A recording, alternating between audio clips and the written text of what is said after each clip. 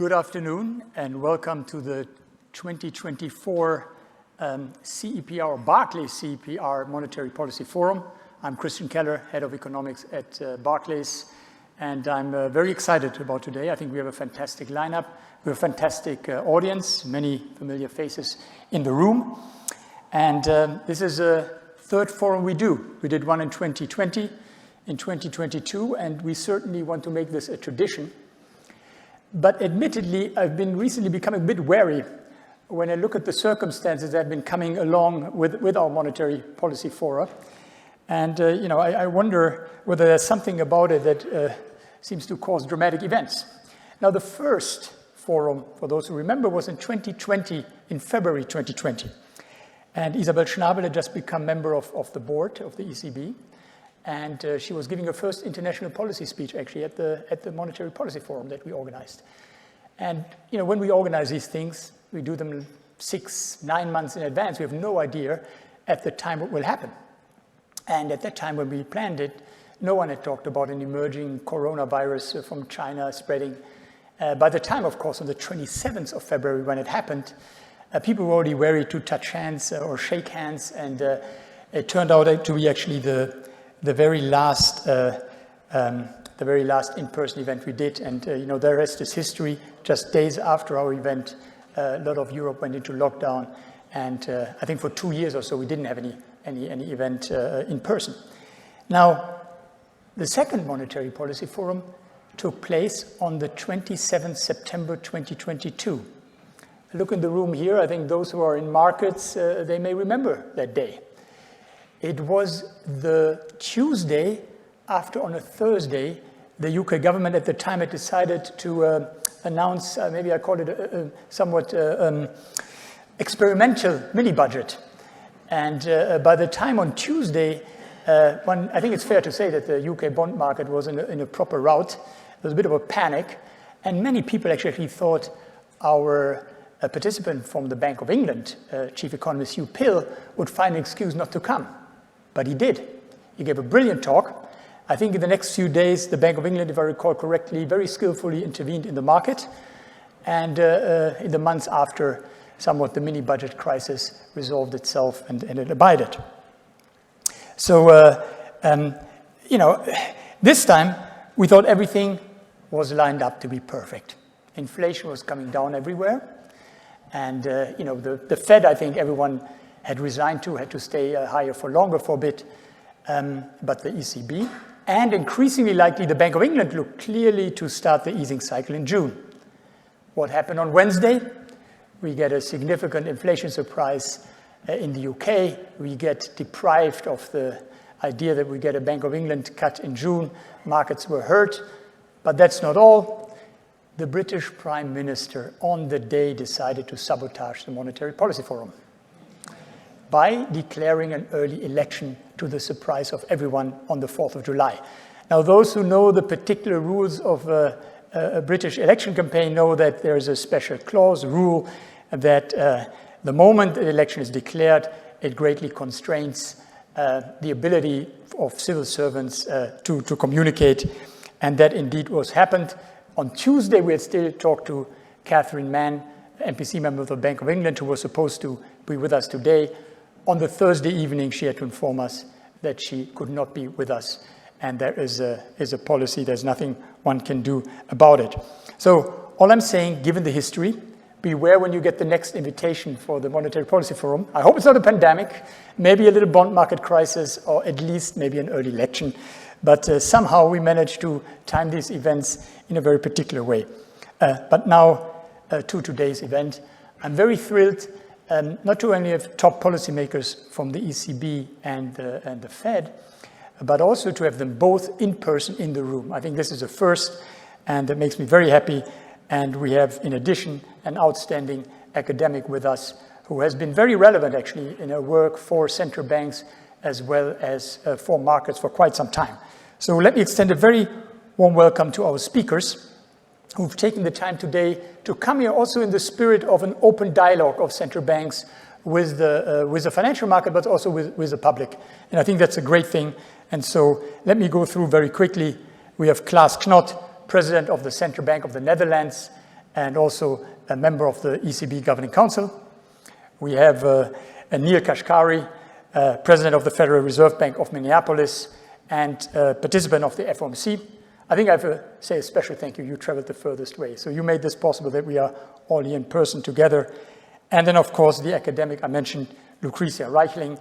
She is a co-host of today's event. She's a senior fellow at the CEPR, but she's also, of course, a very well-known academic at the London Business School and has at some point been the head of research actually at the ECB. One can say this in this context as well. And last but not least, I want to say to my two fellow economists, a warm welcome, and they have been very instrumental to organize this. Silvia Dagna, our chief Europe economist, and Mark Giannoni, our chief US economist. Without them, we couldn't have done that, and you will hear from them on the panel later on. Before handing over to Lucrezia, I want to make one observation, which I think it's an interesting one, because it shows how much we moved from February 2020, when we had the first forum, to now. But at the same time, it also shows that I think some of the challenges are still very much the same. And the title of Isabel Schnabel's speech in February 2020 was, and I cite, "How long is the medium-term monetary policy in a low inflation environment?" The argument she made was that the nature of the shocks and the property of the shocks that were hitting the euro area at the time in the years before made it impossible for inflation to rapidly come back to the 2% target, and therefore the central bank had to be patient, in particular if you were at the lower bound.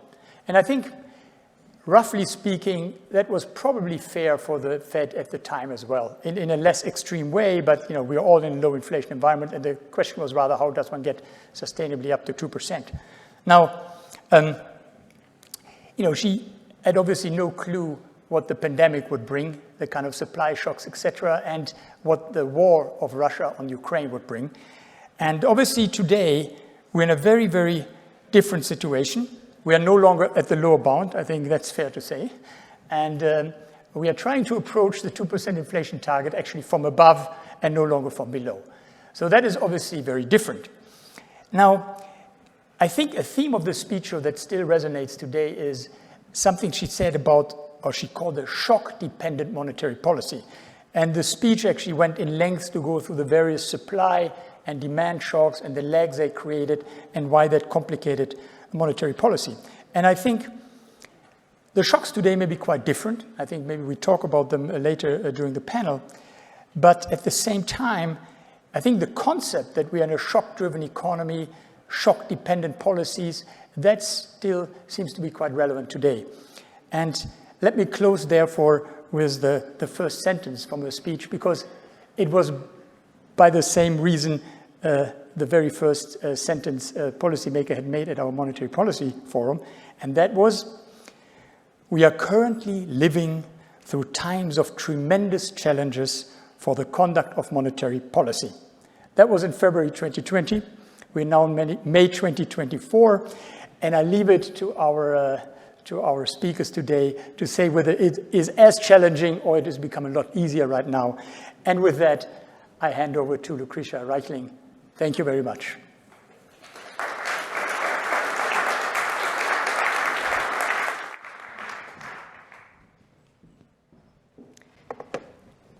Good afternoon, everybody, and I'm Lucrezia Reichlin. I've been introduced. So, and my role here, I have two roles. The first role is to welcome you on behalf of CPR to the third Barclays-CEPR Monetary Symposium, Monetary Policy Forum. And actually, Christian stole my line because indeed in 2022, we were, on the 27th of September, we were in the middle of a crisis, and so the timing of the forum was excellent. Hopefully this time, things are a little bit calmer, so less excitement, but maybe more room for thought. One thing I have to say, since I'm here on behalf of the CPR, that the CPR is very happy to co-host this event with Barclays, which is an event which has been very successful. And then this is also an occasion to say that CPR is great, as you all know. And as you know, this is a network of more than 1,800 researchers, mostly based in Europe, but also in other parts of the world. And we are dedicated to policy relevant, but very good research. And so this is a network that has to be supported. So as CPR host, I want to encourage you to sustain us and to collaborate with the academic world. Now, my second role is I'm here as an academic, so I'm going to give you also some remarks about substance. And I know that all of you want to know from the policymakers, so I will not talk about the current situation. I will mostly talk about what I think will be the challenges in the future for monetary policy. And let me first start from few words from where do we come from? And as you all know, we come from a very special inflation episode, large energy supply shock. The energy shock was mostly the story in Europe, maybe less so in the US. Large relative price changes, negative terms of trade for the EU, positive terms of trade for the US. But this was an inflation which was very different from the inflation of the 70s and the 80s, because expectations remain largely controlled and wage relatively stable. Now, this is a chart that I always want to show, or that I always like to show, because it makes a point of how large. Where is it? Okay, I have something. Okay, great. So there is a time issue. Okay, so this is a chart which shows how large relative price changes have been, this is US data, have been around COVID and just after COVID. This is the standard deviation of sectoral inflation for PPI and CPI, and on that side is just magnified the same chart. This is to say that while in general one thinks of inflation as the general price level increasing, we also experience these large relative price changes, which make the policy response, particularly arduous, because some of these relative price changes are actually, reflect, the need of the economy to adjust to the shocks. And the second chart just makes a point that I already mentioned of the differences in shocks in the EU and the US, negative term of trade versus positive terms of trade, due to the fact that the EU is not an energy producer, unlike the US. And actually, this hurt the euro area in particular. This is investment in comparison with the US. This is, of course, is an index. I put at 100 the fourth quarter 2019, and the dashed line is the trend estimated with the 10 years preceding the COVID episode. So as you can see, the fact that the shocks were quite different also was material in terms of real economic performance. Now, another reason, so this is a part of where do we come from, but so a very special inflation episode, but also a very special disinflation experience. Disinflation was very fast and was associated with a resilient real economic performance. Again, the US more than the euro area, but in both cases, the worst scenarios of a deep recession did not occur. The second special feature of disinflation was the fact that core disinflation was a little bit slower, and in fact, core inflation was much more persistent than headline. Indeed, this maybe was not so much of a surprise because it was, I would argue, in line with historical experience. Now, let me just show you a couple of charts to show you how rapid this disinflation was. These are 4 disinflation episodes compared, and we have 73, 76, 78, 82, where the peak is at the peak of inflation. You see that the gray line, that's for the US, for the 21-23 inflation, and then the dashed line for the euro area, that the decline of inflation was much more rapid. And again, another interesting observation, I think, that if you look at the Volcker disinflation, which is our textbook benchmark, you see that inflation went down, not as rapidly, but most importantly, it stayed on until the end of the 90s, around 3.5, 4, and above 4%. So it did not go rapidly down to 2. Now here is also shows the historical experience on core inflation. This is for euro area data.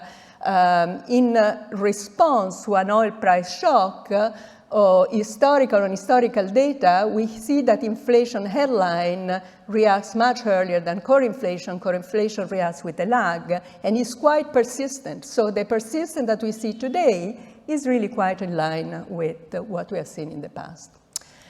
Now, in a report that we wrote with several co-authors in April 2023, we made several points trying to make sense of these various facts.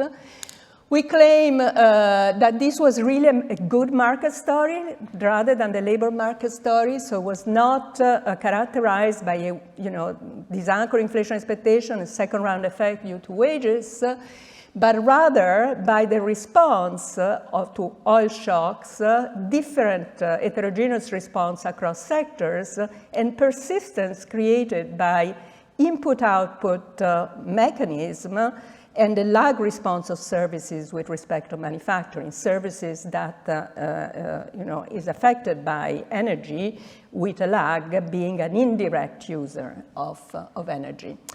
And in our story, we also said, that these relative price changes, which were very large, that I just showed you, they were part not necessarily being efficient. They were part of the readjustment of the economy to the supply shock. So the message was, don't kill them too fast, okay? Because we have to wait for the economy to adjust to these relative price changes, and actually we had some kind of model-based calculation on the welfare effect of, kind of killing the relative price changes too fast. So why I want to say this at this point? Okay, the point is that this was an inflation episode in which, because of these distortions, which are typically of inflation which is generated by supply, the divine coincidence, which consists in the fact if I kill inflation, everything is going to be fine, doesn't really apply, okay? So that central bankers are really facing trade-offs which may be costly. And therefore, they have to evaluate these costs. Inflation obviously is costly, but there are also other costs. Now, there are lots of facts, more recent, that need an answer, and I'm sure that our panel and discussion will find some answers. Indeed, notwithstanding these, distortions that I stress, there were little costs in terms of real economy and labor market. There are several conjectures, very long lags, maybe change in transmission mechanism, housing, liquidity, credibility bonus. And, there are also important questions which have to do with the difference in the US and the euro area. Maybe the nature of the shock was different, as I claim, but also there are issues about the weight of the housing in the price index, or maybe the policy mix, fiscal and monetary policy. Now, so I will leave the policymaker to comment on that, because I know this is very important to judge where we are. And then I'm going to go straight to the future, okay? And let me just see, I have about 5 minutes to think what, in my view, will be important issues for the future. So as I said, the inflationary shock that we just experienced was a shock for which there is no divine coincidence. And, and mostly this happens when inflation is driven by supply and relative price changes. More shocks of this kind, in my view, are likely to happen in the future. Supply constraints due to, green transition, geopolitical events.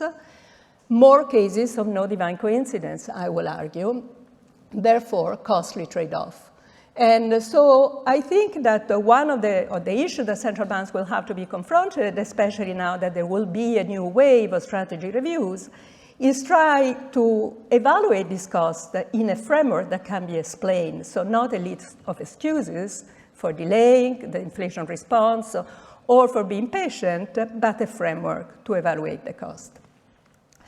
Now, let me just give you some ideas that comes from my current research, because after all, I am an academic and I have to play my role. So what do I mean by these shocks that can create supply constraints, okay? This is what is likely to happen, okay? So there will be ranges of the supply curve, or the Phillips curve, which will be steeper.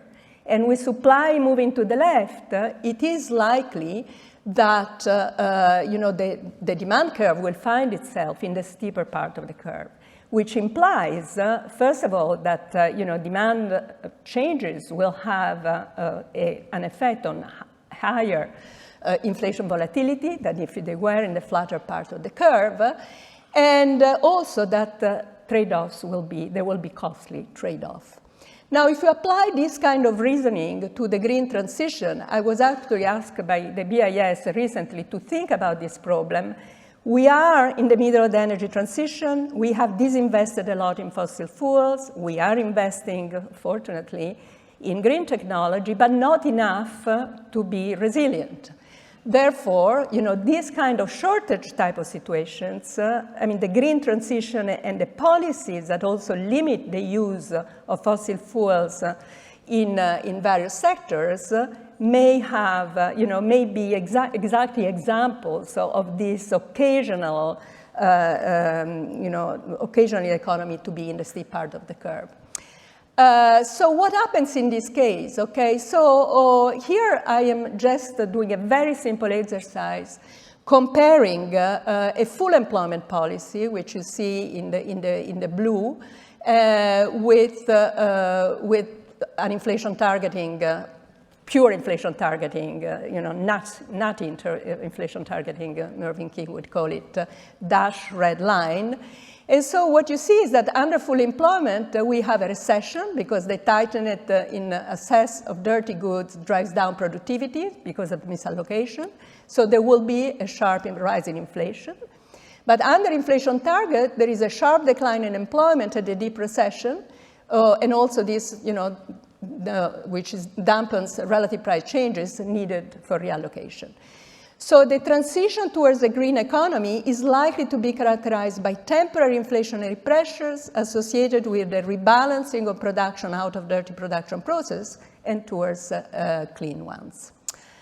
Now, what about policy? So, of course, this kind of constraints can be relaxed by investment in clean technology. And this requires loosening financial conditions in order to stimulate research and development. Why am I saying so? Because empirical evidence actually shows that research and development in clean sectors are quite sensitive to changes in financial sector risk and also leverage. It's quite intuitively, to understand why this is the case. These are investments that needs a lot of, money up front, which are risky, productive in the long run, but also risky.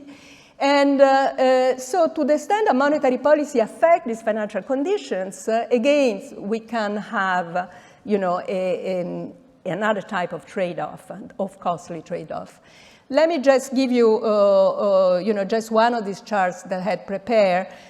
These are empirical results based on CompuStat, the US listed company from 1986 to 2023. And we see the effect of research and development for different type of companies. The green companies are in green. And in response to shock in financial conditions, this is risk on the left and leverage on the right. You see that the high sensitivity of green sectors to this kind of indicators, okay, which are not just monetary policy, but they are affected by monetary policy. So this means that there could be some effect of endogenous growth type of mechanism. Monetary tightening, so endogenous growth via monetary policy affecting R&D and therefore affected productivity. And ultimately, because it affects productivity in the long run, this will also have an effect of inflation. So monetary tightening dampens inflation, but the endogenous response of investment and productivity lowers productivity growth and creates inflationary pressures. You can see here, you have the endogenous growth scenarios with the exogenous investment. In the medium run, the economy with endogenous investment features higher inflation, lower output compared to the fixed investment economy. So this means that endogenous investment in innovation creates an intertemporal trade-off in which by tightening inflation today, may actually end up being inflationary tomorrow. It's pretty crazy, right? But, it's food for thought. Okay, so policies, inflation and secondary objectives. So inflation is the primary objective. I'm talking here with the language of the ECB, which is not, which has a one mandate in terms of price stability, but also has secondary objectives. So how do we weight this secondary objective? Green transition has been in the strategy review of 2021. I don't know if it still survives in the new strategy review, but to the extent that we care, the cost in terms of, R&D and this endogenous mechanism will have to be weighted, and it will have to be weighted according to a framework that will have to be defined, and didn't define, at least not so far. And the trade-offs could also be, complicated by this kind of dynamic of productivity short and long run. Now, I'm going to skip that. Now, just a few words about where I think, in my view, we should go. Of course, this does not mean that we have to abandon inflation targeting, because inflation is also costly. But the question is, what are the costs of stabilization? Probably they will be worse in the future. There are lots of things to be considered, for example, to adjust the horizon at which we aim at reaching inflation target in relation to this cost. That's definitely something that should be, in the agenda. Of course, an easy answer is just monetary policy is not the only game in town. We have other instruments. These things can be addressed with other instruments. Then we have to think about what is the right mix and how, we manage coordination in this quite high level of complexity of the problems we're facing. And in my view, this will be very important for the future. So with that, I finish, and I will invite Klaas Knot, the governor of the Netherlands Central Bank, to talk about the real stuff.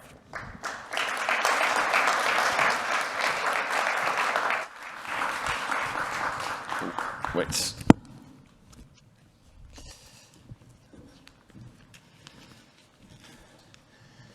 So, thank you so much, Lucrezia, and thank you also, Christian and Silvia, for inviting me here to join this distinguished panel at the Barclays-CEPR Monetary Policy Forum. It's really a pleasure to be here, and I feel particularly inspired by the knowledge that we are assembling here only a few blocks away from Gordon Square, where John Maynard Keynes, one of the greatest economic minds of modern times, used to live and used to work. And preparing for this event, I also learned that this beautiful venue here is sometimes referred to as the Titanic Hotel. And the main reason being that the restaurant is said to be almost identical to the Titanic's dining room. And the reason was that both of them were designed by a certain Charles Fitzroy Dole, which was the architect of this hotel, but also the man that was commissioned to do the first-class parts of the ocean liner. Now, let me say that although I feel the weight of the historical context of this beautiful place, thankfully, I do not see a connection between the euro area economy on the one hand and the doomed ship on the other hand. In fact, I think that the euro area economy has sailed quite a fairly steady course lately, despite the high global waves and the tight monetary policy. Starting with inflation, which one is visible here? Yeah, okay, so I have to click 2 times. Yes, starting with inflation, I am confident to say that the inflation peak lies behind us. That's a fairly safe observation to make, I guess.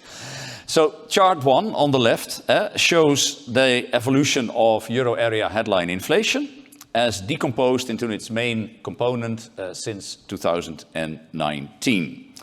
And what we of course see is a very clear disinflation since the peak in late 2022, when inflation stood temporarily at more than 10%.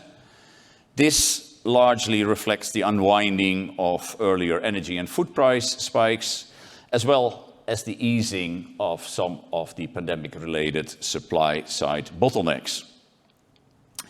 The reduction in goods inflation from 6.8% at its peak to 0.9% has also been quite strong, but only services inflation still stands at an elevated 3.7% today.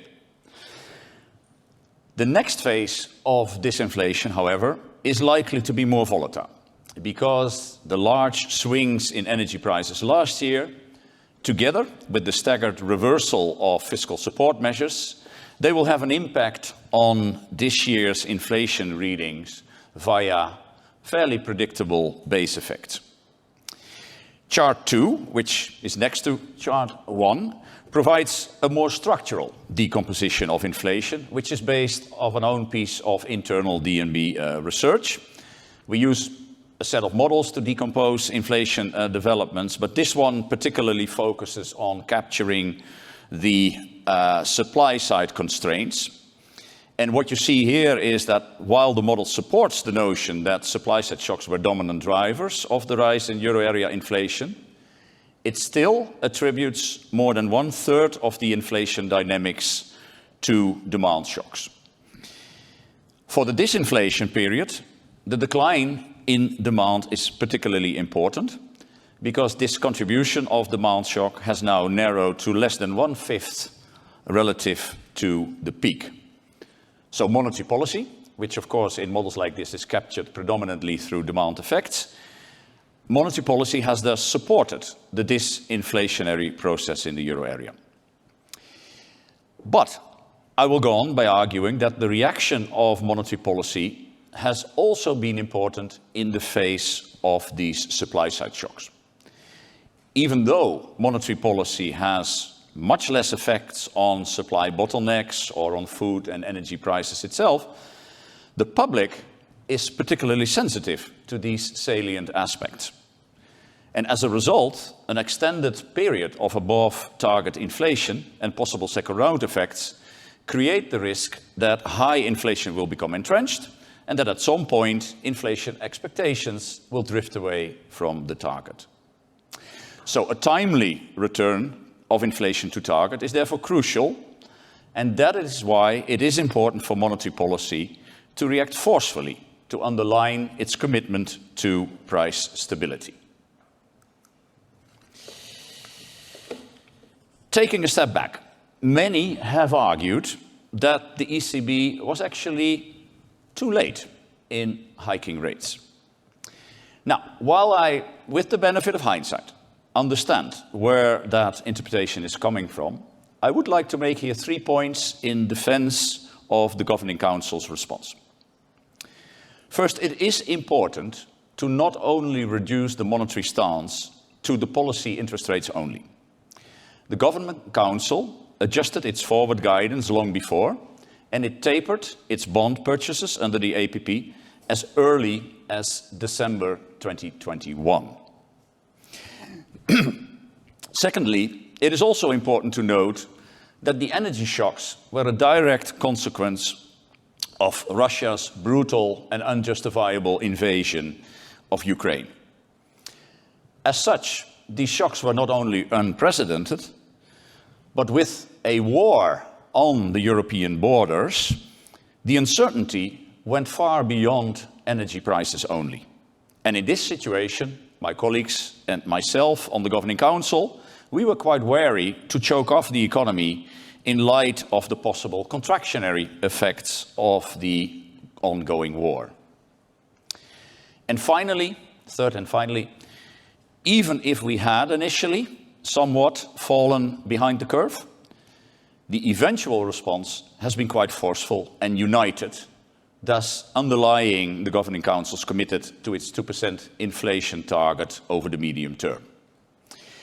And this inflation is also supported by a so-called simple or a so-called thick modeling approach of policy rate path implied by a large set of Taylor rules, as is shown here in chart 3.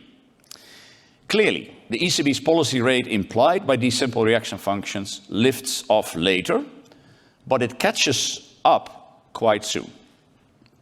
And it's also interesting to see, toward the end of the curve, but that is why I will now move to the next curve. Because in my view, and I think I also heard Lucrezia echo this view, one key element of the success of monetary policy over the last few years has been in ensuring that the large inflationary shocks did not cause a de-anchoring of inflation expectations. Now, one way to assess the risk of de-anchoring inflation expectations is this model-based approach that I show here on slide 4. And what we do in slide 4 here is that we assess the path of inflation that is consistent with the anchoring of long-run expectations going forward. Just in layman's terms, we modeled long-run inflation expectations in a model where actual inflation was the main driver.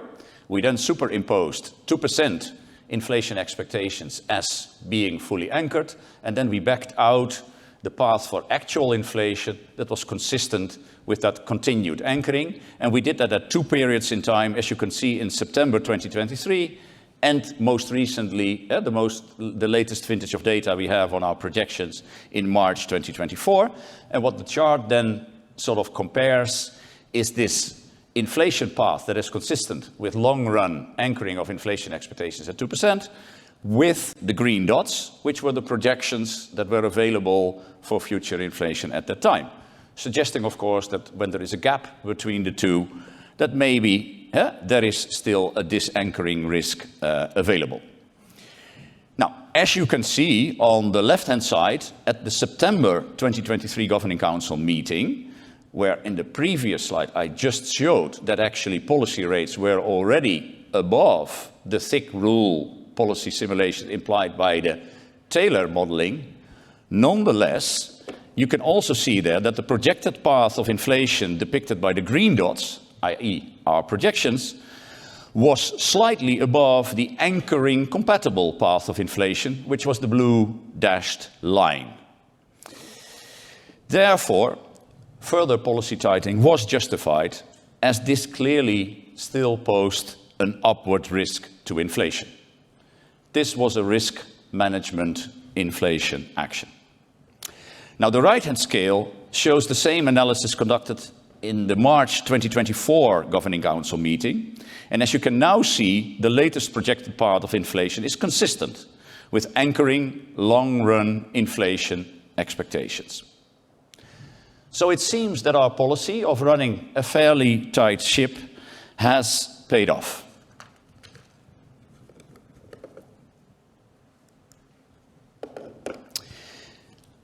Over recent years, however, the decisions that we had to take had to be made in an environment of very high uncertainty and unprecedentedly large shocks.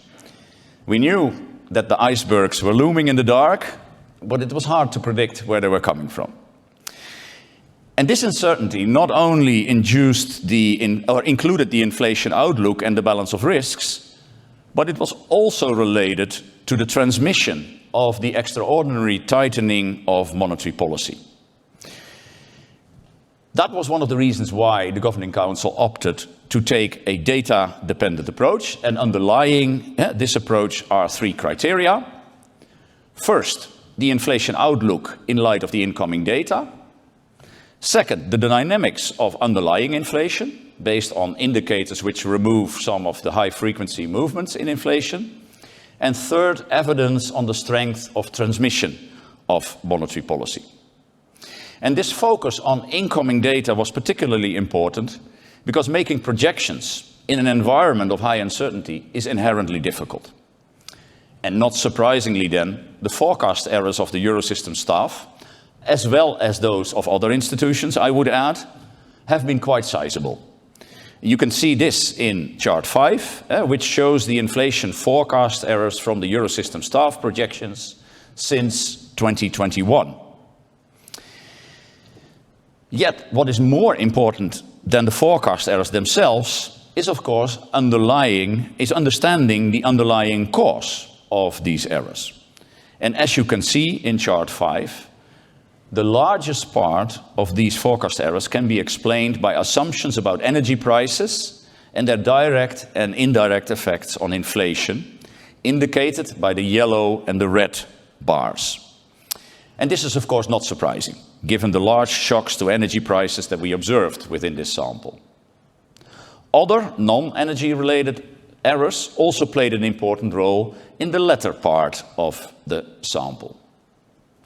Now, I am convinced that this multi-pillar approach, with a stronger focus on actual data realizations, has served us quite well recently, and that we therefore also need to continue to be data dependent going forward.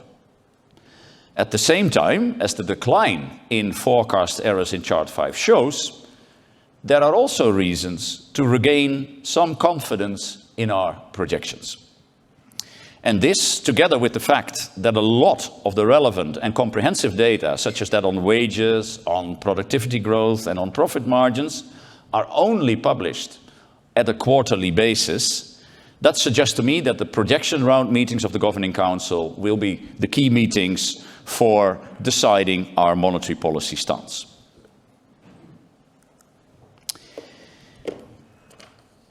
Currently, that stance continues to remain historically tight. And this is not only the case for the level of policy rates themselves, but also when comparing real interest rates relative to the natural rate of interest, the so-called R star. Chart 6 shows this gap between ex-ante real interest rate and the R star for both the euro area and the US, which again is based on internal DNB research. And of course, we all know that these estimates have to be taken with a grain of salt, given the sizable model and estimation uncertainty, as is always highlighted by significant confidence bands around them. They also do not cater for unconventional monetary policy, so you could say that they overestimate a little bit the degree of tightness. But what is interesting is if you do this analysis across a wide range of Eurosystem models, essentially the same picture emerges. So according to this model, the degree of monetary tightness is comparable across the two regions. However, as the disinflationary path in the euro area continues and the medium-term inflation outlook further improves, we become increasingly confident that inflation will return to target in a timely manner. And consequently, it can soon be appropriate to ease the currently restrictive monetary policy stance and gradually take our foot off the brake. As a result, policy rates will slowly but gradually move into less restrictive levels. The precise timing, speed, and scale of easing will also have to follow a data-dependent approach, again, with our projections and the labor market data being a key ingredient. Now, just to give you some perspective on the path of policy normalization, based on the March Eurosystem staff projections, which are the latest vintage of projections that is available, what chart 7 does is showing some optimal policy scenarios around these staff projections. And optimal here means that monetary policy tries to minimize a sort of loss function that includes the deviations of inflation from target and output from potential. The range then is based on both a set of models and varying weights that one, as a central banker, can attach to inflation relative to growth. So the upper end of the range corresponds to the stricter inflation targeting models. This means that achieving a faster return of inflation to target, albeit at a higher cost in terms of output. According to the chart, the optimal rate path should prescribe a reduction in the policy rate over the next quarters.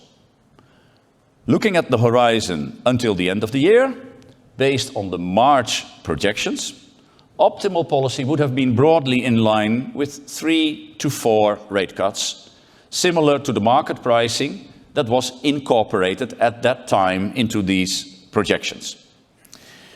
Of course, it is important to note that these optimal rate paths rely on the inflation projections from March that include a quite rapid fall of inflation and a slightly below target inflation from the second half of 2025 onward.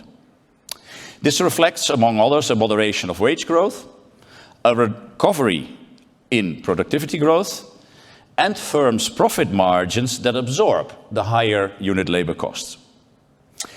While the incoming data on the new wage agreements does indeed indicate some moderation since late 2023, unfortunately wage growth has remained elevated, and according to forward-looking indicators, the path for 2024 is still expected to be quite bumpy. Productivity growth has remained low and is yet to pick up. Hence, we will have to await our next round of projections in June that will provide us then with an updated assessment of the inflation outlook and also the accompanying balance of risks. Now, I am aware that I've been throwing a lot of technical stuff at you for the last few minutes, so I hope that you're still with me. But in any case, I believe that the important takeaway is that although these interest rate scenarios can provide us with a lot of useful guidance, given the current environment, we still have to avoid making too many commitments on a specific path into the future. Waters may still be rough in the time ahead, so it's simply too early to declare that we have already made a safe crossing. Our data-dependent approach allows us to assess the incoming data and the inflation outlook moving from one meeting to the next, and to adjust our policy stance accordingly. Let me stop here, and I look forward to having an insightful discussion in the panel and with you in the audience. I thank you for your attention.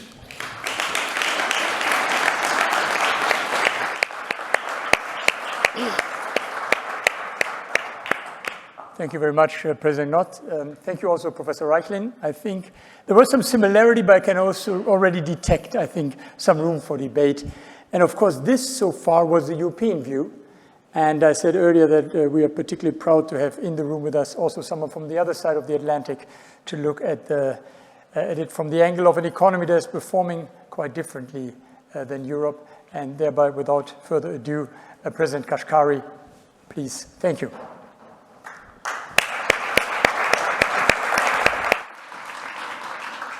Good afternoon. Thank you for inviting me. It's great to be here with all of you and to see my friends again. We met at Jackson Hole. It's great to see you again, Klaas. I'm going to start with some of my comments are obviously going to be very close to my colleague from the ECB's comments because there's some parallels in our relative monetary policies and our relative inflation stories, but there's some differences too. Let me start with a disclaimer, which is I'm required to give you that these comments reflect my own views and not necessarily others at the Federal Reserve. So let's look at the chart of, I guess I have to hit it again, chart of inflation.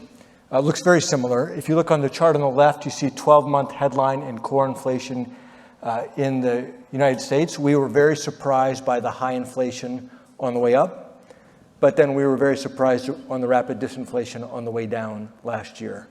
On the right, you can see the unemployment rate. This was also a surprise to us, is how low the unemployment rate has stayed, even though we have aggressively raised interest rates to try to tap the brakes on demand and bring inflation down. So the second half of last year was a surprise on both fronts. Rapid disinflation, and yet while many market participants and many at the Fed expected a slowing and maybe even a recession in the second half of last year, that recession didn't happen. Instead, GDP remained very strong, consumption remained very strong, and the labor market remained very strong. I travel around our our part of America, I represent what's called the 9th Federal Reserve District, which is a big chunk of the center of the country. I talk to a lot of businesses, large and small. They say that the labor market has softened relative to where it was a year ago or 2 years ago when it was very, very hot. But it's still a tight labor market. Businesses are still having to work hard to find the workers that they need. Wage growth has come down, but wage growth is still quite robust relative to ultimately what we think would be consistent with the 2% inflation target. So looking ahead at the next slide, this is some of the same data, but looking at monthly data, and then the red bars are the 6-month average. You can see in the second half of last year, that third bar, 2.3% inflation, it looked as though we were done. It looked as though if this trend of the second half of last year continues, we have achieved the proverbial soft landing, getting inflation essentially all the way back down to our 2% inflation target while maintaining a very strong labor market. That would be almost a miraculous outcome that had never been achieved in monetary policy history. So at the end of last year, we were all feeling quite optimistic, but we were still reserving judgment. We did not want to declare victory too soon.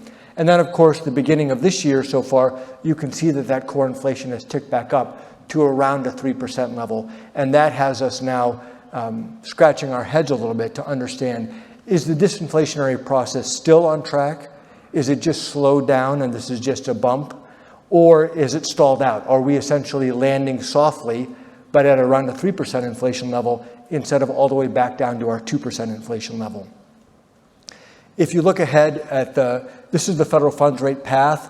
The red dots are what we call the summary of economic projections. Once a quarter, the Federal Reserve, FOMC, puts out a collection of individual participant forecasts. Those are the median dots as of March. And you can see the expectation is for rate cuts to come as we get closer to achieving our 2% inflation target. Most of my colleagues have commented publicly in the last couple of months saying, hey, given the inflation that we have seen, we need to just pause here, take our time, get more data before we determine when it would be appropriate to cut interest rates. I've been asked many times, would we take potential interest rate increases off the table? I don't think anybody has formally taken them off the table. Even me, I say that we could sit here for as long as necessary until we get convinced that inflation is sustainably going back down to our 2% target. I'm not ruling out potential interest rate increases from here, but I think sitting where we are for an extended period of time is a more likely outcome. But of course, if we get surprised by the data, then we would do what we need to do. The commitment for the committee to get inflation all the way back down to our 2%, there's no deviation around the table. The only deviation is our outlooks for what's happening in the underlying inflationary dynamics. So this period has been very hard to explain. It's been hard to explain because inflation fell faster than we expected in the second half of last year, but then it flattened out. The real economy, GDP, has been remarkably resilient in the U.S. Consumption has been remarkably resilient in the U.S. The labor market has been remarkably resilient in the U.S. And the biggest head scratcher for me is the sector of the U.S. economy that should be most sensitive to interest rate increases, which is the housing market, has been far more resilient than expected. Housing investment, real investment, has been maintained. There's been a slowdown in housing starts and in housing sales, but the overall housing market has been remarkably resilient. U.S. mortgage rates have gone up to about 7.5% for 30-year mortgages. By recent history, those are quite high levels, and yet there seems to be resilience in the housing market. So we've gotten very detailed and to try to track where rents are going, new leases. We know that leases take a year or two to turn over, and they can be a forward indicator of where underlying housing inflation is going. Even recently, new leases have started ticking back up again, which is quite surprising if monetary policy is in a very restrictionary stance. So a question that I've been asking my colleagues, and I'll ask all of you, is how tight is U.S. monetary policy right now? And this is related to a concept that we all spend a lot of time thinking about, which is the neutral rate, or what we call shorthand R star. And how do we put all of this together to judge whether or not policy is restrictive? I'm going to argue that I think by most measures, it seems that U.S. monetary policy is restrictive, but not by all measures.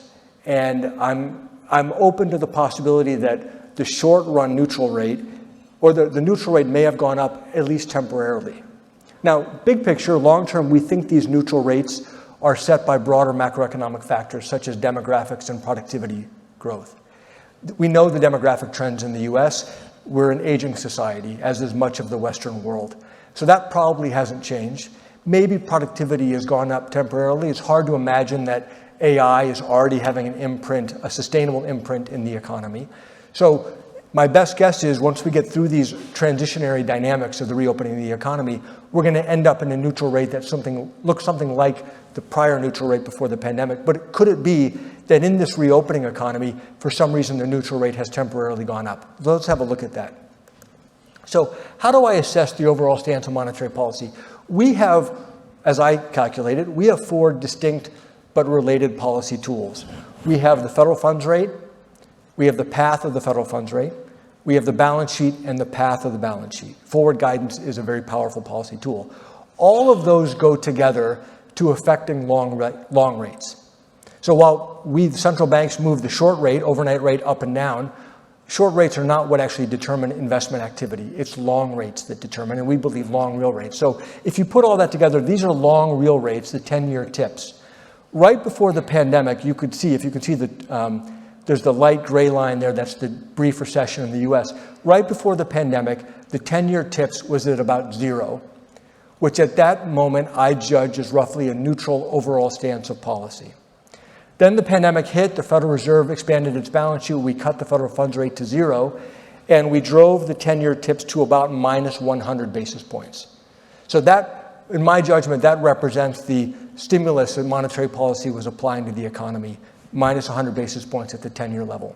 Since then, we've obviously raised rates aggressively, and now the 10-year tips is up a little north of 210, 220 basis points.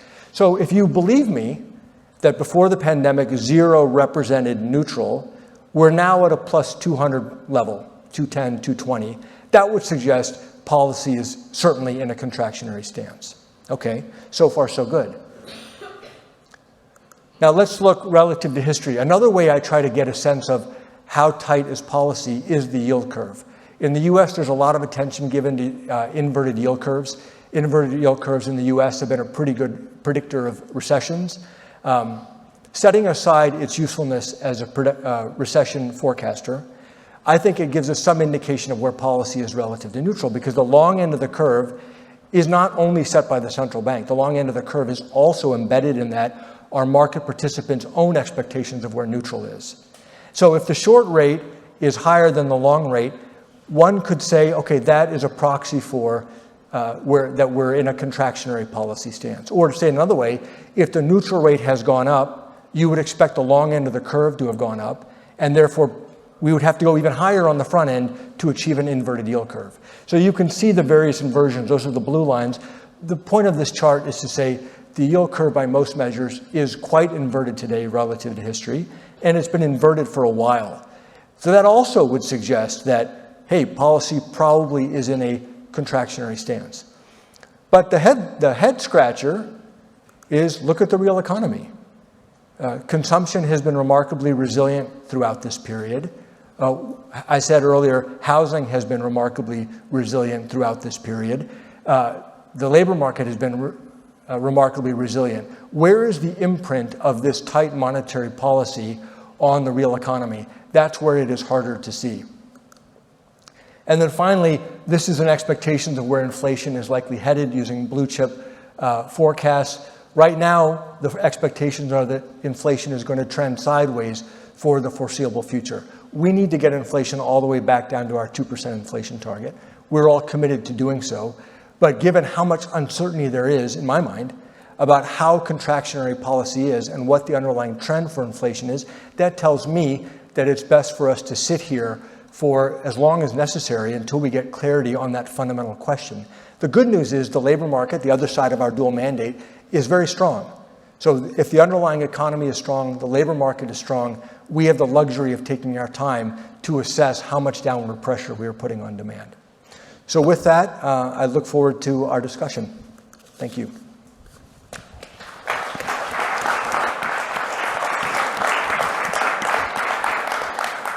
So I'm told to tell you just please stay in the room. We just have to rearrange things apparently for a few minutes So then to have the panel here, I think they remove some things, and Sylvia takes over for the panel. So just, yeah, have conversations. It will just be a few minutes. That's...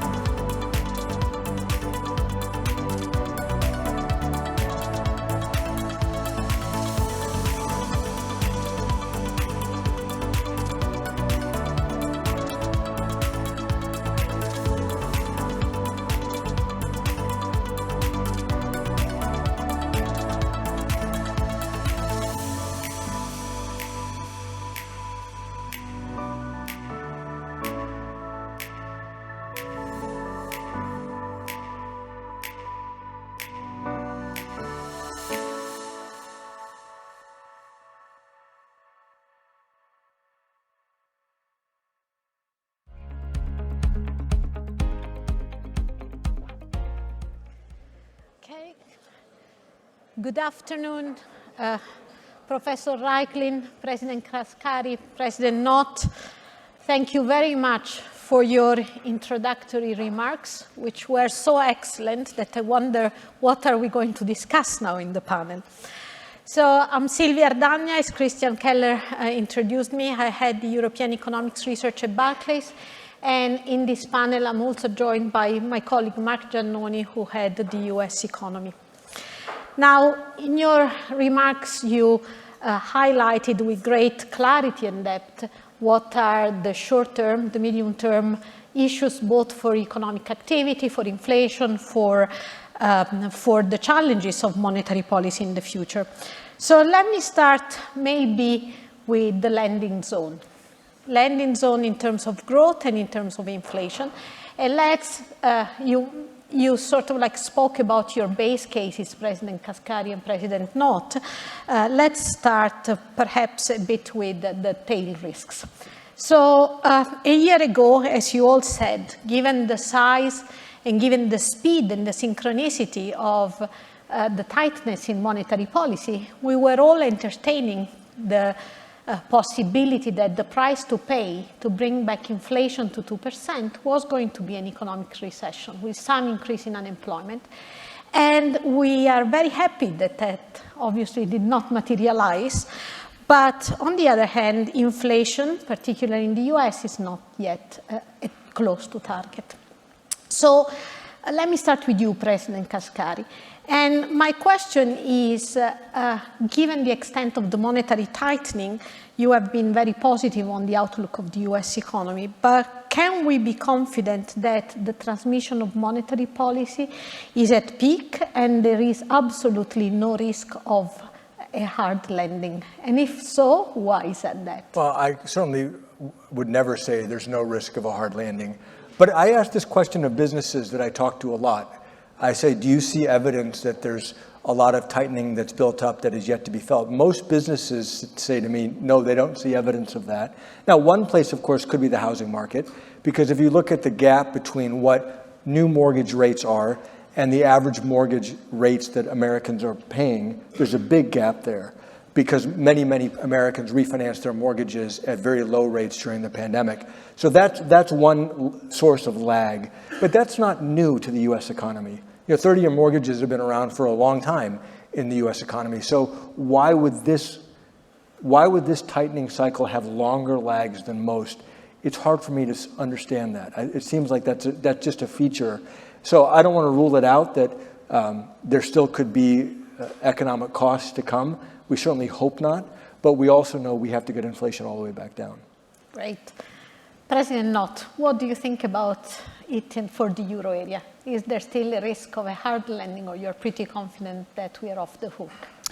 Well, I mean, that risk, at least for the short to medium term, I don't. I think it is receding quite rapidly. I must say, of course, we have had essentially 4 to 5 quarters of stagnation. I mean, we've avoided a recession, but the growth performance has clearly been far from stellar in the euro area. But I do think that if you look at the soft data, they are clearly predicting the recovery to take place. I think if you look at the hard data, the Q1 was slightly better than expected. The reasons to be optimistic about the rest of the year and next year is that I think due to this staggered wage contracting that we have in Europe, there has been a delay within which real wages have recovered after the big inflation shock. But 2024 is clearly a year of recovery in purchasing power. I mean, it is crystal clear that the wage contracts that have been concluded last year, that are still concluded at this moment, all have wage growth numbers that significantly exceed the inflation rates that we still have. So I think it will be the recovery in purchasing power, which is a delayed one, but nonetheless it will take place during the remainder of the year, and that's why I think there will be an acceleration of growth in the, or at least it's reasonable to assume an acceleration of growth in the second half of the year, and then toward trend growth in 2025. Now, there is still, of course, the longer run issue. What is trend growth in the euro area? What is productivity growth in the euro area? There's a demand component to that. I think there's a cyclical element in there, but there may also be a structural element that has to do with flexibility of markets, etc. Why productivity growth lacks so much, for instance, productivity growth in the US. I think that's clearly one of the questions that we want to discuss, and we're going to get there on the structural differences between the euro area and the US. I think it would be, Lucrezia, at the very beginning you said that these are the questions for the policymakers. There are many ideas on why we have not seen the hard landing, but I'm sure that our audience would also love to hear from you, at least in your mind, what could be a plausible story of why we have not seen a hard landing yet, and whether we actually could not see it in the next few months. I must admit, like many other people, if you had asked me that question last year, I would have been much more pessimistic about the real economy. So, you know, we are all pleasantly surprised. But, I mean, I want to stress that the US and the euro area are, you know, the performance are quite different. We had stagnation, and we had a very, you know, I show you the data on investment.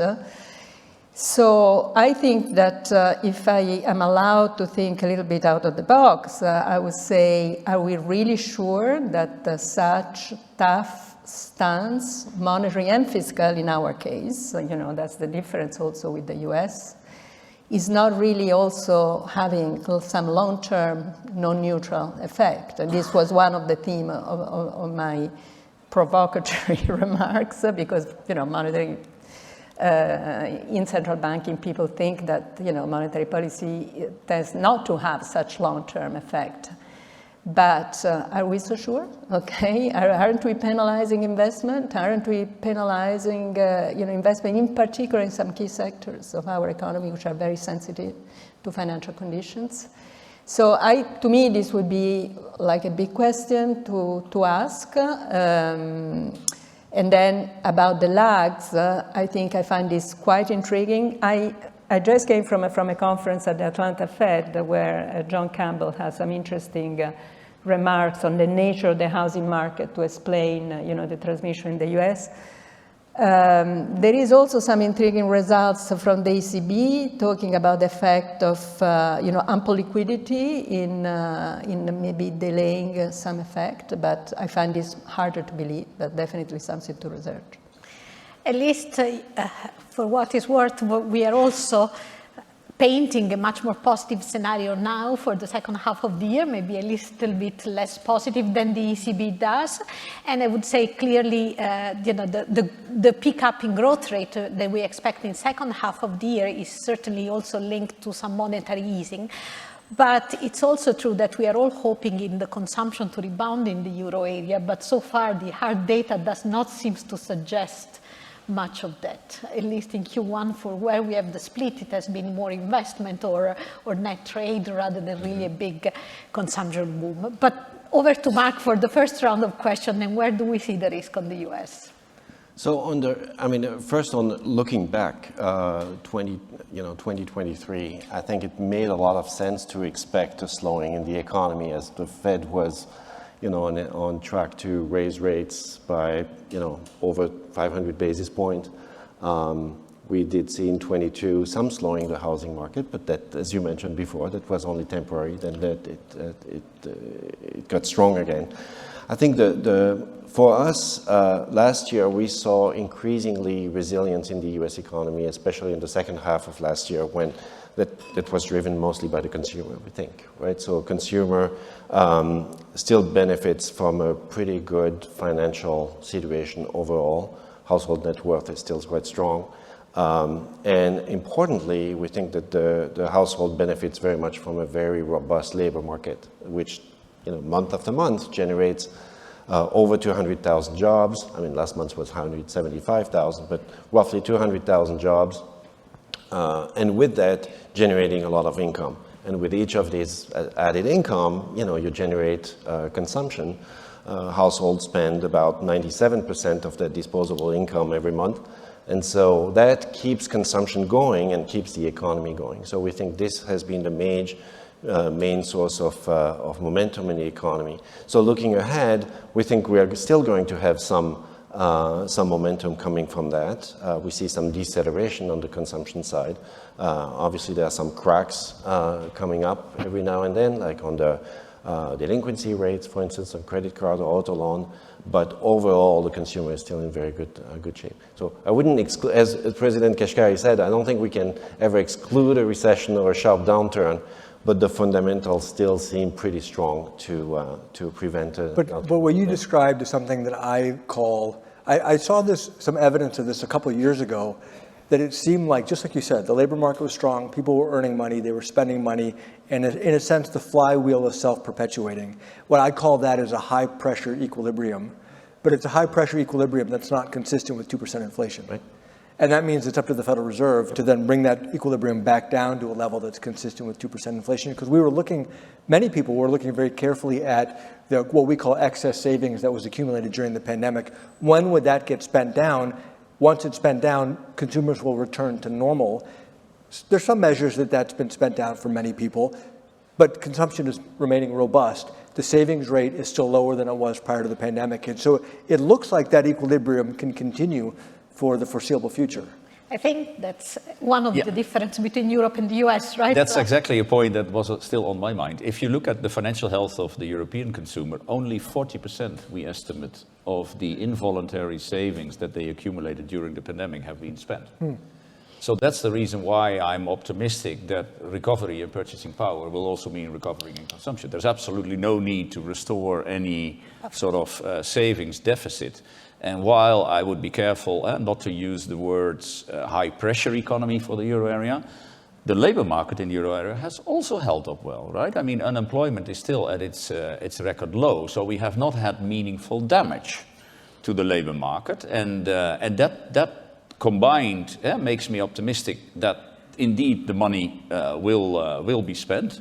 I mean, of course, the better performance of the labor market in the euro area probably is one of the reasons why we have this mediocre productivity growth, the labor hoarding story, which has its disadvantages when you look at productivity, but of course it has advantages in taking out consumer uncertainties. Yeah, we totally agree. I guess it's the baseline of all of us, but it is also true, I think, that unfortunately perhaps is the war, is the big energy shock, that consumers in the euro area remain pretty cautious.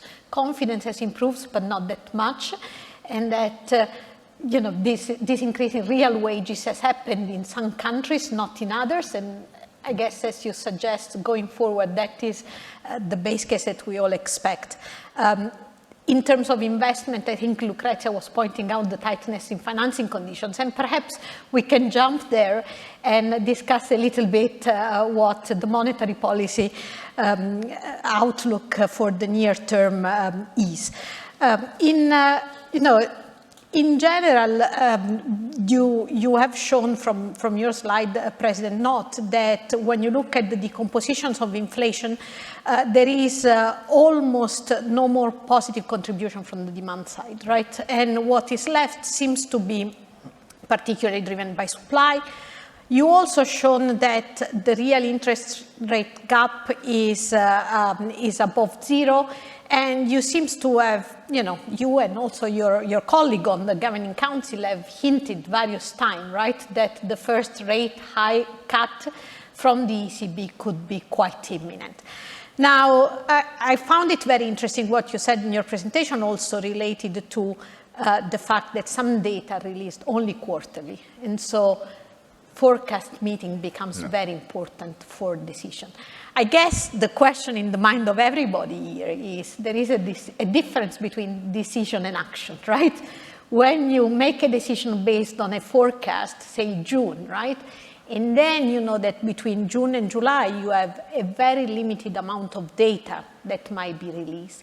What is, in terms of strategies, that, for example, makes the ECB very confident about, flagging that if the new projections are in line with the March ones, a cut in June is on the cards, but it does not, the same set of projection does not instill any confidence in wanting to provide any guidance for the July meeting. After all, when you are so distant from the neutral rate, as you showed it with your real interest rate gap, what one could learn in the span of a few weeks that would make you analyze the economy in a different way? Well, I think what also should be kept in mind is that our projections are conditional upon a market-implied path for the policy rate, right? So if you have projections that are roughly converged toward your 2% target, and as the Council, you agree that the balance of risk around these projections is roughly equal, no tilt in the up or in the downside, then in a mechanical way, of course, policy is never made in a mechanical way, but in a mechanical way, you don't want to move away too far from market expectations, right? Because exactly validating market expectations would then precisely feed into your projections that produce the 2% target. That type of exercise you only do once a quarter.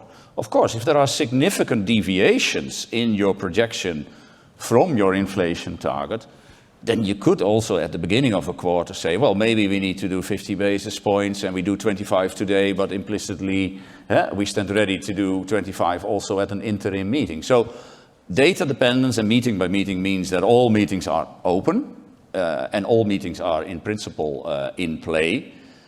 But the amount of rate cuts, of course, is something to be determined by the Governing Council, but we do take into account what goes into the projections and where sort of the projections relate relative to our 2% target and the sort of balanced risk around it.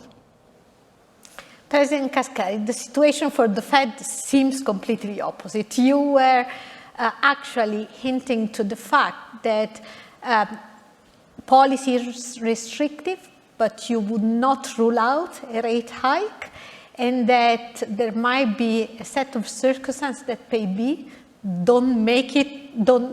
would suggest along the way that perhaps is not that restrictive.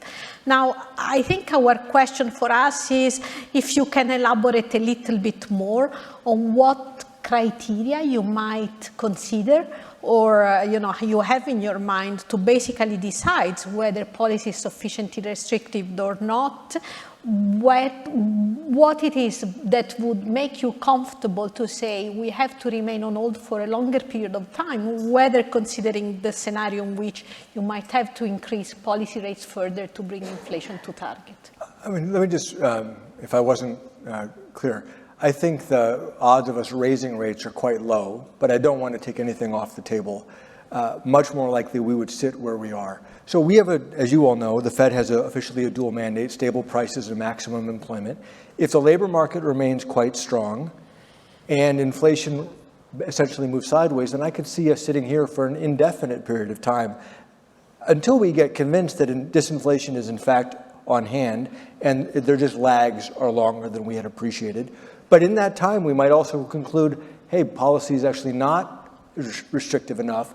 The disinflationary process is not on its way, and therefore that would be the situation where we would potentially have to go up. Again, I don't think it's very likely, but I can't rule it out.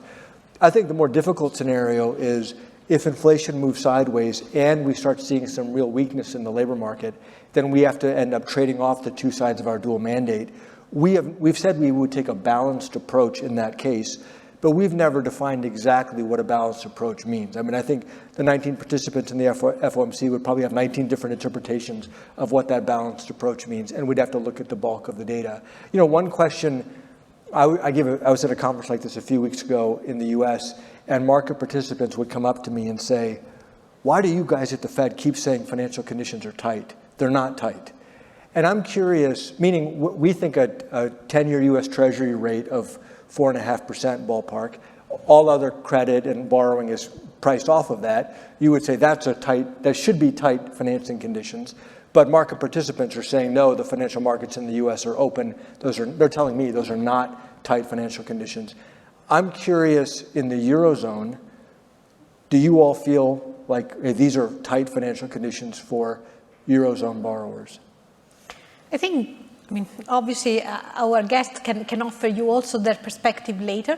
I think when we look at the data from the Eurozone, from our side, we find that financial conditions are very tight, or maybe financing conditions, meaning that, Europe is a much more bank-centric. Yep. And when we look at all the credit data, the data on volumes, the data on interest rate, average interest rate, not just the marginal, which seems to be coming down, we find in the data that clearly, the average cost of borrowing is still going up, and then credit volumes have basically remained lackluster or flat or zero since the beginning of the year. There are some interesting survey data also where like the IFO, for example, Institute ran a survey data to German companies asking why they were investing so little, and they were mentioning also, the financial cost of capital. The ECB bank lending survey also showed that, but I'm sure that I don't know whether this view is obviously shared by the policymakers. And well, again, I showed the slide where I tried to depict the deviation of real rates from the model estimates of R star, which showed that in terms of tightness, there was not so much difference between the US and the euro area. If you zoom in on different aspects of financial conditions, the Netherlands, we are a country with a lot of mortgage debt. Mortgage debt is financed fixed term. So the 10-year mortgage interest rate is quite an important transmission variable in the Netherlands. Before December 21, it was 1.5%. In December 21, we started announcing the tapering of the QE and implying that after that rates would be increased. Already in the first half of 21, the 10-year mortgage rate came up to roughly 4.5%. It's there still today. So it has not tightened any further since, let's say, the summer of 22, when we really started raising the policy rate. And the housing market is taking off again. It has had a small sort of pause, and it continues to increase. So in my country, I do not find it easy to say that monetary policy is actually very tight if I look at that specific part. But you're right, and you're right, that on investment, it has been visible that at least corporate borrowing rates have probably been one of the factors that have been withholding investment. Now, I do think that there is also a first glimpse of, so let's say, relatively better news there in the Q1 data, but that is something that, of course, we will have to see, because I also agree that we need a lot of investments in Europe to meet the sort of longer-term challenges. Professor Reichlin, you mentioned in your slides that part of your work for the Geneva report basically led to the implication that don't kill too fast this inflationary shock to allow the relative price change to happen and reduce the welfare cost. When you look as of today at the euro area, the US or the UK, where would you say that perhaps monetary policy has not let enough time to kill this relative price adjustment, this to happen? Well, I've been a very much of a dove since the very beginning, but I'm Italian, so I had to be excused, right? That. I agree that, I mean, the mechanism is quite clear. I think that, in monetary policy, people used to think that, relative price changes are inefficient, but actually there are situations in which they are actually efficient, that the economy has to adjust and demand has to, so there has to be reallocation. It is not clear, what that actually means in terms of empirically what that means, and I wish there was more research on that. But it's an example of the kind of shocks that we have just experienced, which at least in Europe was mostly a supply shock. The mechanism, including the relative price adjustment, calls for, for a response that has to take into consideration the cost of going to the inflation target too fast. And I think the future will be more and more of these examples. And in that sense, there is also research that shows that if you take an optimal inflation perspective, when there are large changes in the trend of relative prices, maybe the optimal inflation should be a bit higher than 2%. There is work by Klaus Adam on microdata, on UK data, and on Italian data. Of course, this is a very difficult topic, and I understand, that you cannot change the target in the middle of the fire, but definitely for the medium run, this should be a topic that should be addressed. I mean, I show you the Volcker's numbers that for 15 years, inflation was 3.5%, 4%, and nobody was worrying too much, okay? So that, inflation expectations stabilized, although, so the implicit target was higher at the time. There must be lots of reasons. But, talking about to the US, I mean, is it a big deal that if inflation stabilizes at 2.5 rather than 2? What are the costs of that deviation to the extent that inflation expectations are stable? Mark, you and your team from the very beginning, I would say in November last year, when we wrote our year ahead outlook, you had a view that the Fed would have cut policy rates much less than the market was pricing. You have held to that view for quite a long time. And then after a short-lived, I would say, detour, then you went back to your conviction. And now you expect the Fed to cut policy rates only once this year. I mean, that's a big gap relative to what we expect in Europe, where we expect 3 cuts this year, both from the ECB and the Bank of England. But for you now, where is the risk? Is it more likely that the Fed will not cut, or that will cut twice in 24, and why? Well, so as you alluded to, I guess as part of the job, I have to put down a forecast for the economy, for inflation, and for rates, and not being in the mind of the policymakers, but trying to think of how the policymakers are going to be confronting the data.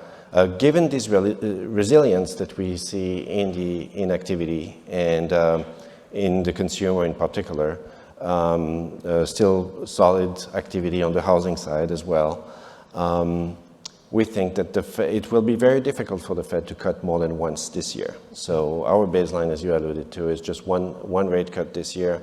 In terms of the timing, it's a difficult one. I think it depends very, very closely on the inflation prospect, assuming also that the economy doesn't suddenly slow sharply. This is, again, not part of our baseline.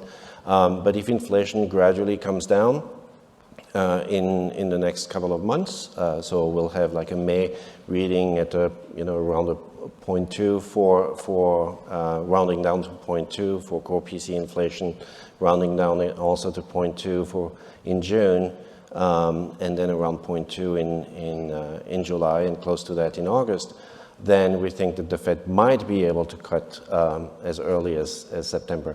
But even there, I think we don't have too much conviction. We think that it's easy for the inflation to be slightly stronger than that, in which case they would likely postpone the time until they get with the first cut, and that would be in December then. So where are the risks around that? I think the risks are still to the upside in my view, just because, again, this goes back to the consumer. As long as we see the consumer being in overall good shape and the labor market being overall strong, and you alluded to what you hear in your district about from the employers there, and still, seeing the labor market as tight, we think that this can sustain for a while, and it's going to make it difficult for the Fed to cut more than once in that context. Please, Klaas. I've been thinking a little bit, Lucrezia, about some of the comments you make. I mean, suppose that the scenario unfolds that is in our projections, and we would sort of be sustainably back at 2% inflation in the mid of 2025. Then we would have had 4 years of elevated above 2% inflation. Normally, monetary policy works with a lag of 1.5 to 2 years. Our medium term is roughly associated, etc. So what we have tacitly, implicitly been doing is, of course, extending out the medium term in the face of the shock. I think that was also one of your remedies on the slide. Now, you can have a debate on whether extending the medium term by another year, right, would have been better in terms of lower cost. I would just say that I'm happy that inflation expectations have continued to be well anchored, but there have been moments in which I thought they are just about anchored. The 5-year at 2.65. Oh, these are the moments in which, so I do tend, it's of course a counterfactual discussion. We never know, but I do believe that had we taken more time, explicitly, we might have run a risk of inflation expectations drifting away from us. And if I then look at the real cost in terms of sacrifice ratio, in terms of the labor market, it's hardly been there, right? I mean, no run-up in unemployment. And finally, a higher inflation target, I think, I'm definitely not in favor of it, but the main reason is that after the 1970s, we had to so painstakingly get rid of all these automatic indexation clauses in the economy that creates a lot of rigidity, etc. If we settle for a higher inflation target, at some point, the rational attentiveness to inflation comes back into the picture. And what you will get, Ellen Blinder, I think, was quoted once as saying that there is price stability when nobody talks about inflation. At some moment when inflation becomes permanently 3% rather than 2%, at some point people will pay attention. You will get automatic indexation clauses, etc. And in my view, that would only impose even more rigidity on the supply side of the euro area economy. Yeah, let me answer on two. Well, I think that actually this is exactly what you did. So you implicitly lengthened the horizon of the flexible inflation targeting. Yeah. So very good.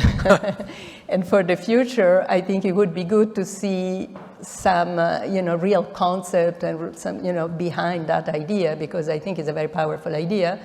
And it is really the essence of flexible inflation targeting, that you want to, adjust the horizon in relation to the cost. And in terms of the level of inflation targeting, which would be another way to do it, I don't think you should change it now, but actually in a report of in a kind of reaction to your strategy review, we wrote with another bunch of economists that it would be good to have a system in which ex ante you revise it but giving, the date for the revision ex ante, because of course everybody understands that you cannot do it when inflation is high. And the reason is that, 2% is relatively arbitrary. So we know that it is. We know that it cannot be 10 because otherwise we have the indexation spirals of the 70s, but between 2 and 3, you can see that 3% is not the end of, so why not 3%, okay? So, and now it's not 3% because you have a target at 2%, and so it should be 2%.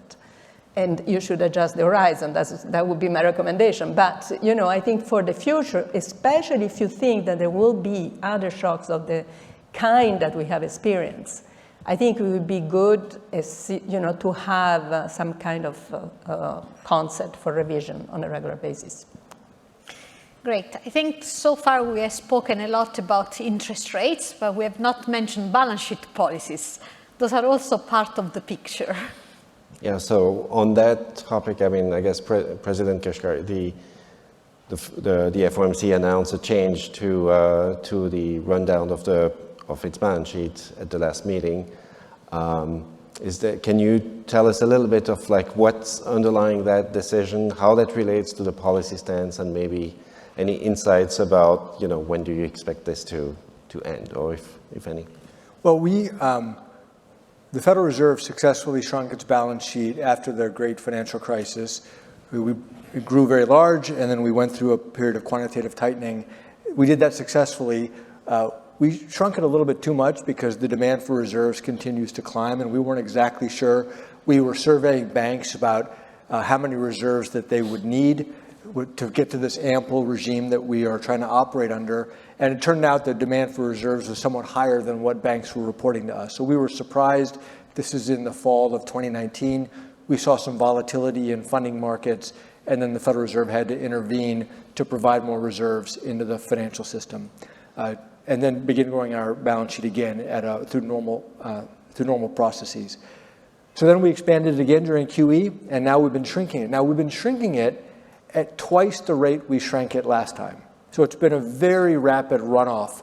And all we've now done is said, let's go slow the runoff back to the runoff pace, essentially, that we had during the last quantitative tightening period. So no one should interpret this as we're ending quantitative tightening. All we're doing is slowing the runoff so that we can begin to monitor market signals for when we are eventually going to get at that ample reserve regime. There's a lot of ambiguity about that. The demand for reserves continues to change, continues to grow. The events in the banking sector, Silicon Valley Bank and some other bank failures, has also heightened focus on liquidity for banks. So we're not exactly sure when we're going to go from this super abundant regime of reserves to an ample regime. And I think we're going to really focus on market signals, where federal funds rate is pricing and other short-term market signals to give us that indication of when we're getting close. And we just want to slow things down a little bit so we have time to monitor those market signals. But it's not going to end up changing the destination. Very good. Thank you. And to you, President Knot. So far, all is going smoothly on European bond markets, and draining liquidity so far has not created any issues. But from the Fed's perspective, as President Kashkari just mentioned, we learned that it can go smoothly until it doesn't. How do you think about the unwinding of this balance sheet process in Europe? Well, I mean, for us, it's been very clear that we had identified rate policy as our primary instrument to tighten policy. That was simply the instrument we knew best. We have never done QT before, and in the European context, I think there is an additional layer of complication with balance sheet policy that has to do with the fact that we don't have centralized federal debt that we accumulate on our balance sheet, but it is national debt, and there is always the spread issue, and sort of that bond markets in the euro area can get to be quite sensitive to these kinds of decisions. So we have opted for a slow, gradual, but predictable approach, running off the APP, and from the summer onwards, running off 50% of the PEP, and then from January onward also full runoff of the PEP, simply through a discontinuation of investment. To sort of guide that process, we have announced that we would tighten the gap between the MRO rate and the DFR rate in terms of our operational framework review in order to create as little room as possible for undue volatility, let's say volatility that was not helpful in terms of setting the monetary stance. And now in the coming years, we will simply have to see where that winding down will take us. And at some point, of course, we will also hit the point where excess liquidity will have been effectively removed. But we will see that in terms of more pressures, more volatility in the money market. And that is the period in time in which we have to start thinking about how we want to shape our structural liquidity provision operations. That's going to be a mix of refinancing operations and bond holdings. Very likely, when that structural operation will become relevant, we will start from a position where we will still have significant bond holdings, but no refinancing operations anymore. So if we then have to expand, probably we will first opt for refinancing operations until we have the right balance that we want to see in our structural operations between the two. But my anticipation is that for the coming years, it will be a gradual process of winding down our balance sheet, and then we will have to empirically find out where the optimal level of reserves will be. Professor Reichlin, you helped build up the long-term operations at the ECB, right? Pre-global financial, when you were at the ECB, you were also doing long-term operations during the global financial crisis. I think you were there at that point. Any comment or anything that you might have on this process of balance sheet reduction? Well, one is that the ECB had an experience with QT, okay, when the LTRO were repaid during the big periods of deleverage. that wasn't very nice. Well, I mean, I think the ample reserve, I'm a fan of the ample reserve system. I think it's quite, it's robust. It has a lot of advantages in terms of control of interest rate, in terms of having two instruments, one for liquidity and one for interest rate. I understand that it is more difficult to apply it in the euro area because of the lack of a unitary treasury market. But if we abstract for that problem, which is, it's a problem which I would say a political economy problem more than an economic problem, I think that definitely, to go for ample reserve, it's, in my view, I mean, I don't have much experience in operations, but in my view, that would be much more robust than risking to get close to the kink of that curve for the demand of reserves, where actually, the volatility of rates could get into the. Let's go back to rates. Okay, so in markets, one of the key issue is to what extent can the monetary policy of the Fed and the ECB diverge? Normally, the Fed is really seen as the Stackelberg leader, right, in setting interest rate, and the ECB as the follower. President Knot, do you think that there could be any constraint, and up to which point can the ECB embark on a cutting cycle on its own? Let's say, can the ECB cut 3 or 4 times policy rates, as you were mentioned in your chart, the prediction from the chart you showed, if the Fed were at most perhaps cut policy rate once this year? But also that we have to find out. I mean, we both have a domestic mandate that we have to focus on our own inflation outlook. But clearly, monetary policy always takes place in a global context because there are global spillovers. At the same time, it's not so clear in what direction these spillovers would take you in the current context, because it may well be true that if we cut more aggressively than the Fed, that might lead to a lower exchange rate on our end, which would then be inflationary. At the same time, less rate cuts on the Fed side also means an overall tightening of financial conditions, of bond market conditions, which tend to have a strong global component with global spillovers, which will also spill over to the euro area. So if the Fed cuts less than expected, then we will get 2 opposing effects.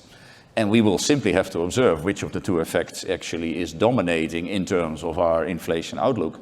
And that will have to decide what room for maneuver we will have in cutting interest rate. But it's not necessarily clear that movements on the US side move in one direction for us or in the other direction, given that it is multiple channels and they don't all work in the same direction.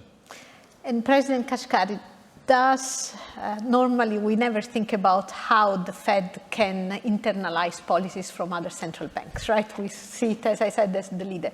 How do you think about it? Is there any consideration from your side of internalizing, or which impact could the ECB policy stance have on the US? I thought President Knot said it very well. I mean, we pay attention to the rest of the world because the rest of the world matters to the US, even though our mandate is a domestic mandate. And so we run models and we look at what's happening all around the world and we factor that in, but ultimately we are accountable to our government, just as the ECB is accountable to the European citizens.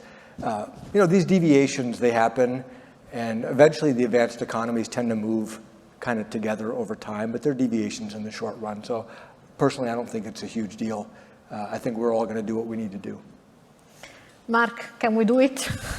Well, Will it happen? I mean, you and I and our teams were published a piece not so long ago, I guess in April, looking at the size of these discrepancies, and exactly to your point. I mean, these discrepancies have happened before. Even if we went along the projected path for rates, both in the US and in Europe, the gap would not be unusually large, not much larger than actually not smaller than what we've seen in many instances since the early 2000s, including just before the pandemic as well. So nothing really dramatic there. It might lead to some adjustment to the exchange rate, but I think Good. Maybe the last question on this divergence, because it was brought up at the very beginning, right? It was a long-term divergence in terms of productivity growth. And I think the interesting, obviously the productivity growth has been much stronger in the US than in the Euro area since the global financial crisis. I don't know, perhaps to you, President Kashkari, what are the factors that you think are worth underlining, and what could Europe learn maybe from the US in terms of enhancing its productivity? Boy, that's an impossible question to answer. Why is U.S. productivity growth right now as high as it is? It's higher than it was before the pandemic. Is that it's just a residual of a bunch of other measurements? So, could it revert back to normal levels?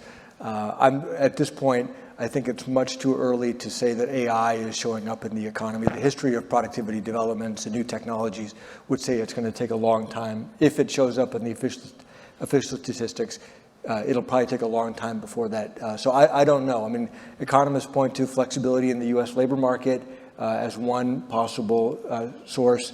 We know that there's been a lot of new business formation in the U.S. beginning in the pandemic, but it's been sustained remarkably well. That could be another source, just basic business dynamism. What drives that? What drives those animal spirits? I don't have any good suggestions. It's a tough one. And Professor Reichlin, you in the past many times wrote report also for the CPR, with the CPR colleagues, to shape up European institutions. We have European elections this year. Anything that we could expect from, again, we are both Italians, there are two Italians. I see dark. Exactly, I see very this dark. report, the Letta report, the Draghi report, can we expect that anything after the European election will be put on the table to enhance productivity in the euro area? Well, Europe, if it wants to survive, has to get its act together, I think, in a lot of challenges. So we cannot continue to be prisoner of our fragmentation in many ways. And President Knot, the ECB is not shy in giving advices to governments, whether it's on fiscal policy, on structural policy. What would be your advice or hope for after the European election? Well, I'd prefer to say a few things from a more analytical perspective on productivity. I mean, productivity has been negative in the euro area. In the first quarter, it was 0, which is no longer negative, at least. Probably there is a cyclical element to it, but also a structural element. And the cyclical element might go away if we get more recovery.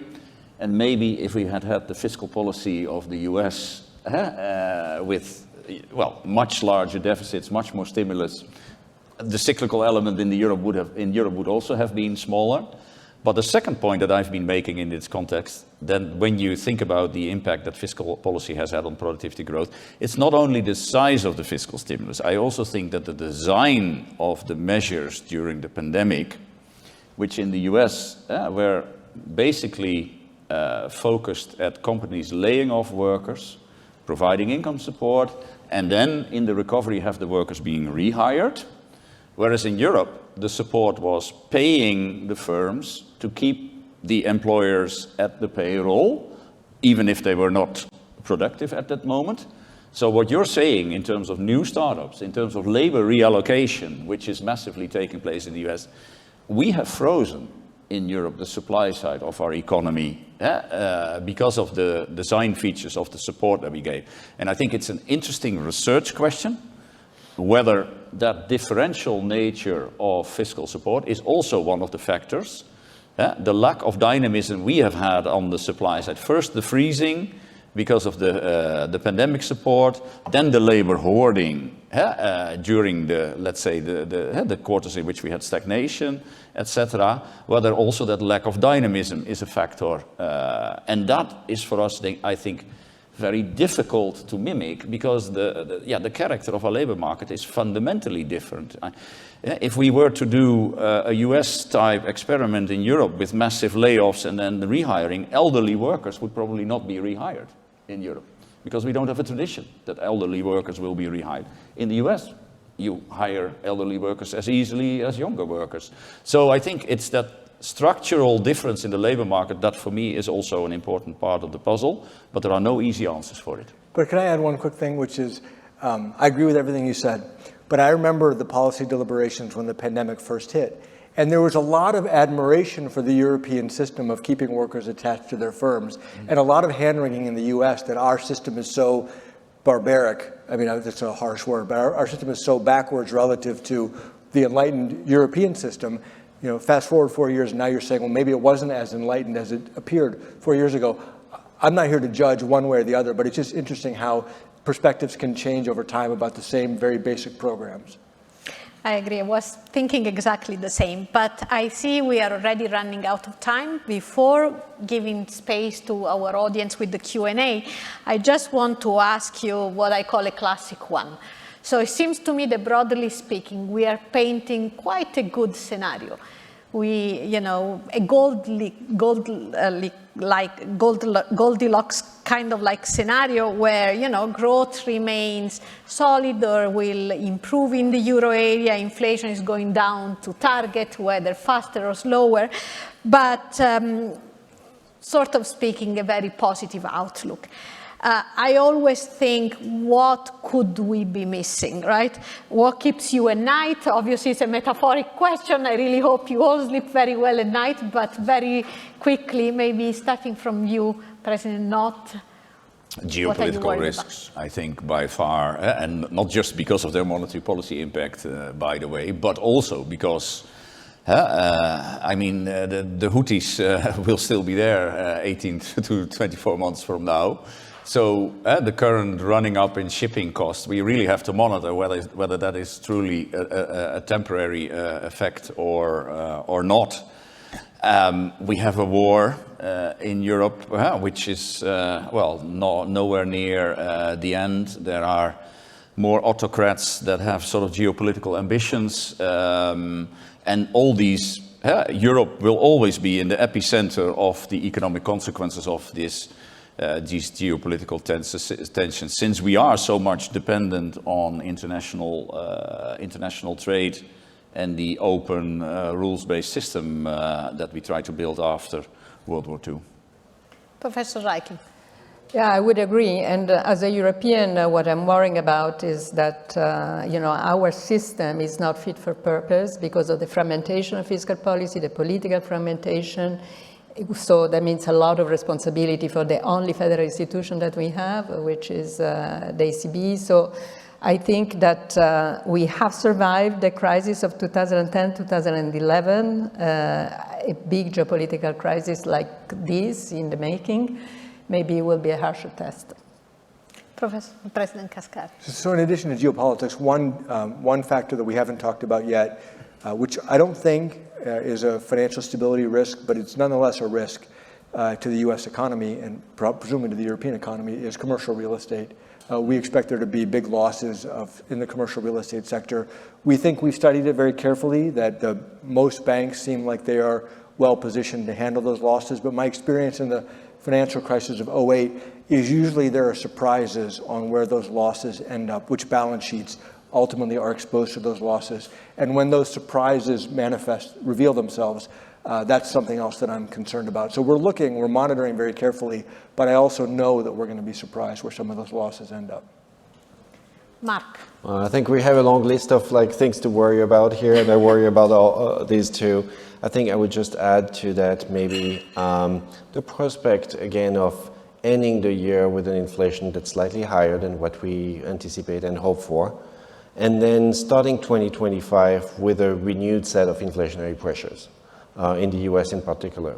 Things like tariffs, for instance. We haven't really had time to talk about it just yet, but also we benefited a lot from immigration, a big surge in immigration, and next year we are likely to see some curtailing of that immigration, which might put some additional pressures as well on the labor market again. So some renewed inflationary pressures that's going to make the whole work of bringing inflation back down a little harder.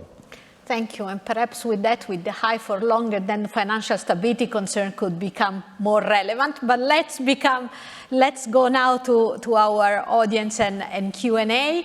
I think the way we would do it is that we collect 2-3 questions together. So please introduce yourself and then